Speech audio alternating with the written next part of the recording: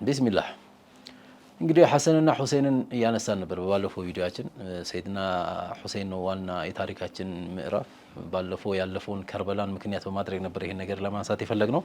ታዲያ ኢንሻአላህ ሰይድና ሁሴን እንግዲህ በአቡበከር ዘመንም እንግዲህ ያው ልጅነታቸው የታወቀ ነው። በሰይድና አቡበከርም ዘመን እንግዲህ ባለፈው ቪዲዮ የረሱላችን ሰለላሁ ዐለይሂ ወሰለም ዘመን ነብይ ሰለላሁ ዐለይሂ ወሰለም እነዚህ ሁለት ልጆች የነበራቸውን ፍቅር፣ አክብሮት፣ ውዴታ በጣም ብዙ አይተናል። ታዲያ ኢንሻአላህ እንደገዚህም ደግሞ ሰይድና አቡበከርም ረዲየላሁ ዐንሁ ይሉ ነበር አሪቁ ሙሐመድን ቢአሊ ቤቲሂ ይሉ ነበር። ሰይድና አቡበከር ሲዲቅ ረዲየላሁ ዐንሁ የረሱላህን ሰለላሁ ዐለይሂ ወሰለም ውዴታን፣ ፍቅርን፣ የረሱልን ቅጥያን አህለል ቤቶቻቸውን በመውደድ አህለል ቤቶቻቸውን በመቀጠል እንድንጠብቀው ያዙ ነበር ሰይድና አቡበከር ሲዲቅ ረዲየላሁ ዐንሁ።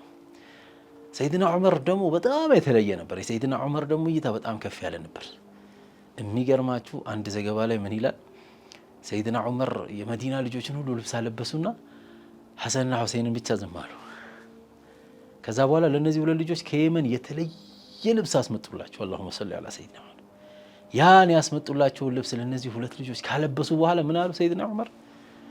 አሁን ልቤ ተረጋጋቻለሁ። አላሁመ ሰሊ ዐላ ሰይድና ሙሐመድ።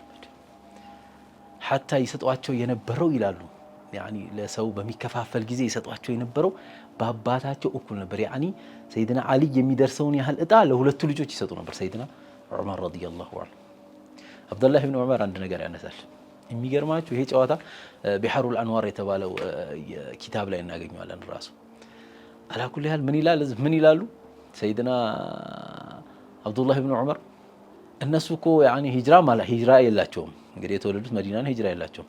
ለምንድን ነው ከነሱ ያነሰ ለኔ የሚሰጠኝ ብለው ሰይድና አብዱላህ ኢብኑ ዑመር የሰይድና ዑመር ልጅ ይጠይቁታል። አባታቸው ዝም በል አንተ አሉት ሰይድና ዑመር ረዲየላሁ ዐንሁ ለልጃቸው። አባታቸው እኮ ከአባትህ በላይ ነው ወይ ደግሞ አባታቸው እንደ አባትህ አይደለም፣ እናታቸውም ደግሞ ከእናትህ በላይ ናት። ያኔ እናታቸው እንደ እናትህ አይደለችም። አላሁመ ሰሊ ዐላ ሰይድና ዑመር። እነዚህ የተላቁ ልጆች ናቸው ማለት ነው በሰይድና ዑመር ዘመን። ታዲያ ኢንሻአላህ የሰይድና ዑመርም የሰይድና አቡበክርም ዘመን ላይ እነዚህ ሰይድና ሐሰንም ሆኑ ሰይድና ሁሴን ረዲየላሁ ዐንሁም አጅመዒን እንትን አልነበሩም፣ ያኒ እድሜያቸው ገና ትንንሽ ነበሩ ማለት ነው። ነገር ግን በሰይድና ዑስማን ዘመን እንግዲህ እድሜያቸው ትንሽ ደረሰ ማለት ነው። የዚህ ጊዜ የተለያዩ ዘመቻዎችን ተካፍለዋል፣ የተለያዩ ጦርነቶች ላይ ገብተዋል።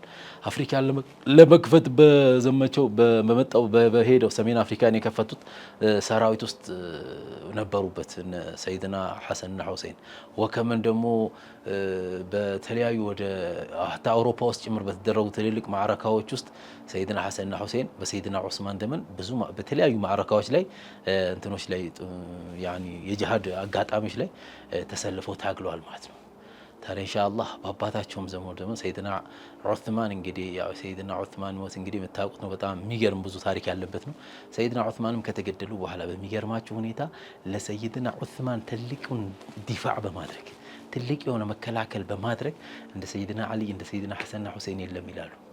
ተመልከቱ፣ ሰዎቹ ሰይድና ዑስማንን ለማጥቃት ሰይድና ዑስማንን ለመግደል የመጡት ሰዎች ትልቁ ኢዲያቸው ትልቁ የሚያስመስሉት ነገር ምንድን ነበር ከተባለ አይ ሰይድና አሊ ነው ለኺላፋው የሚገባው፣ ያው ሰይድና ዑስማን የተለያዩ እንትኖችን አድርጎብናል የሚል እንትን ነበራቸውና ልክ የአሊ ወገንን አሊን ደጋፊንን ብለው የሚያስቡ ሰዎች ስለሆኑ ምንድን ነበር ያደረገው ሰይድና አሊ ሰይድና ሐሰንና ሁሴንን የዑስማን በርን እንዲጠብቁ ነበር ያደረጋቸው። የሰይድና ዑስማንን በር ሰብሮ መግባት ማንም አልቻለም። ለዚህ ነው በጣራ በኩል የገቡት። ለምን ከተባለ ሐሰንና ሁሴንን ከነኩ ያኒ ያስቀመጡት ሰበብ ይፈርሳል። ስለዚህ እነዚህን ሁለት ልጆች ለመንካት እነዚህን ሁለት ልጆች ጥበቃ በጣም ብዙ አዛ ስላደረጋቸው በስተመጨረሻ እንግዲህ በጣራ በኩል ገብተው ነው ሰይድና ዑስማን የተገደሉት። ታዲያ ኢንሻአላህ የሰይድና ዑስማን ግድያ በዓለም እስላም ላይ ከፍተኛ የሆነ ፊትና ያስነሳ። እንግዲህ የሰይድና ዑስማን የተገደሉ ቀን ነው እንግዲህ ዓለም እስላም ለአራት ተከፍሏል ይላሉ። አራት ቦታ እስልምና አራት ጁንዶች ተፈጥረውበታል ዑለሞቹ እንደሚያስቀምጡት ማለት ነው። የዚህ ጊዜ ነው የሰይድና ዑስማን ግድያ ነው አህለ ሱና ወልጀማዓ ሚልም ደግሞ ራሱን ከለል ያደረገ ቡድን እንዲፈጠር ያደረገው። ወላኪን ዛሬ ያኒ ይሄ አይደለም ትልቁ ርዕሳችን ሰይድና ሁሴንን ታሪክ ማንሳት ነውና ከዛ በኋላ እንግዲህ ሰይድና አልይ ሙባይዓ አገኙ። የሰይድና አልይን የኺላፋ ዘመንም ሰይድና ሁሴን በጣም በከፍተኛ ሁኔታ አባታቸውን በማገዝ መዲና በነበሩ ጊዜ መዲና ላይ ከፍተኛ የሆነ የአባታቸውን ኺድማ አባታቸውን በማቅለል የአባታቸውን ያኒ ኺላፋ ታዛዥ በመሆን በተለያዩ አገልግሎት ላይ እንግዲህ ሲያገለግሉ ቆይተዋል ማለት ነው። ከዛ በኋላ ሰይድና አልይ ማለት ነው እንግዲህ ሻም ላይ የነበሩት እነ ሙዓዊያ ኢብኑ አቡ ሱፊያን እንትን ሰይድና አልይን ሙባይዓ ረፍድ አደረጉ፣ እምቢ አሉ። ምክንያቱም የሰይድና ዑስማን ደም ይውጣ የሚል ራእይ ነበራቸው። እንግዲህ ይሄ ራእይ እንግዲህ ኡመቱን ለሁለት የከፈለ ራእይ ነው። በራእዩ ጉዳይ ላይ ዑለሞች የተለያየ ሐሳብን ይሰነዝራሉ። ኢጅቲሃደ ፈአኽጣ ያኒ ሰይድና ሙዓዊያ እዚህ ላይ ኢጅቲሃድ አድርጎ ነው ኸጣ የፈጠረው። በመጀመሪያ ከአሚሩ እንግዲህ ሰይድና አልይን ሙባይዓ ፈጽሞ መጀመሪያ ሰይድና አልይ ያለው ምንድነው ሙባይዓው ተፈጽሞ ከዛ በኋላ እንግዲህ ገዳዮቹን እንፈልጋለን እናወጣለን ነው። እነዛ ደግሞ አይ አይደለም ሙባይዓ ከመፈጸማችን በፊት ነው ገዳዮቹ መውጣት ያለባቸው የሚሉ እንግዲህ ራእዮች ተነሱ ማለት ነው። ከዚህ በኋላ ሰይድና አልይ ረዲየላሁ ዐንሁ እንትኑን መንበራቸውን ወደ ኩፋ ወሰዱ ማለት ነው። የዛሬው ኢራቅ አካባቢ ማለት ነው። ወደ ኩፋ ወሰዱ። ያኒ የሻምን ሁኔታ ለመቃኘት በሚል ኩፋ ላይ ተቀመጡ። በዚህም ጊዜ እነ ሰይድና ሐሰንና ሁሴን ከአባታቸው ጋር ወደ እንትን ተሄደዋል ማለት ነው። ወደ ኩፋ ሄደዋል ማለት ነው። በዚህ ጊዜ ትልልቅ ሰይድና አሊ ትልልቅ 3 ማዕረካዎችን አድርገዋል። የጀመል ጦርነት አለ። ከዛ በኋላ የሲፊን ጦርነት አለ።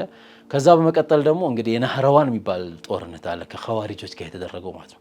በእነዚህ ሁሉ ጦርነቶች ላይ ከአባታቸው ጋር ግንባር ቀደመው የነበሩ ጀግና ደግሞ ጦረኞች ነበሩ ሰይድና ሐሰንና ሰይድና ሁሴን ረዲየላሁ ዐንሁ። ከዛ ሰይድና አሊ እንግዲህ ኸሊፋነቱን የያዙት በ35ኛ ዓመት ሂጅራ ነው።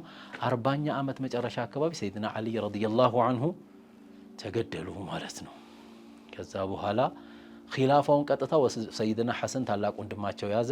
ለሰይድና ሐሰንም ሙባይዓ ከፈጸሙ የመጀመሪያዎቹ ሰዎች መሃል አንደኛው ሰይድና ሁሴን ነው ረዲየላሁ ዐንሁ።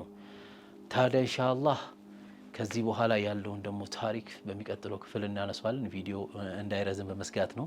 ኢንሻአላህ ቀጣዩን ክፍል ደግሞ በሚቀጥለው ቪዲዮ እናነሳለን። ወሰላሙ አለይኩም ወራህመቱላሂ ወበረካቱ።